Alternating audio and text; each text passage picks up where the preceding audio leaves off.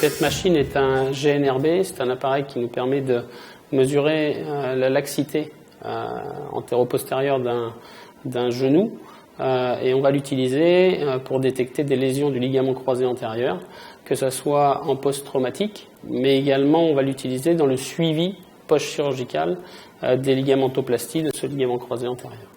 C'est un examen quasi idéal dans la stratégie par rapport à la gestion de ces lésions de ligaments croisés. Donc on réalise le test avec 2 poussées qui nous permet de déterminer le jeu résiduel qu'on va trouver dans votre genou entre genou opéré et genou non opéré. On est chez ce patient à 5 mois de sa ligamentoplastie et donc on va tester le jeu résiduel dans son genou opéré et les qualités mécaniques de sa plastie.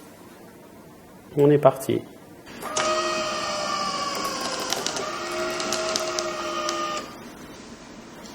On est parti.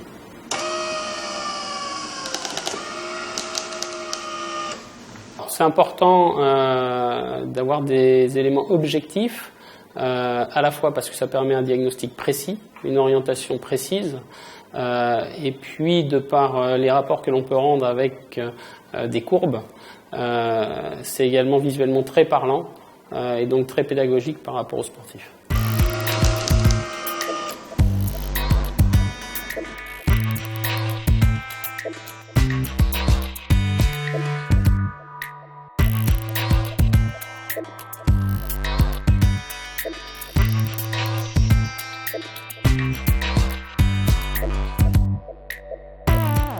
La complémentarité, c'est d'avoir des éléments à la fois d'analyse anatomique, c'est le cas du GNRB, et des éléments d'analyse fonctionnelle, c'est le cas des tests isocinétiques.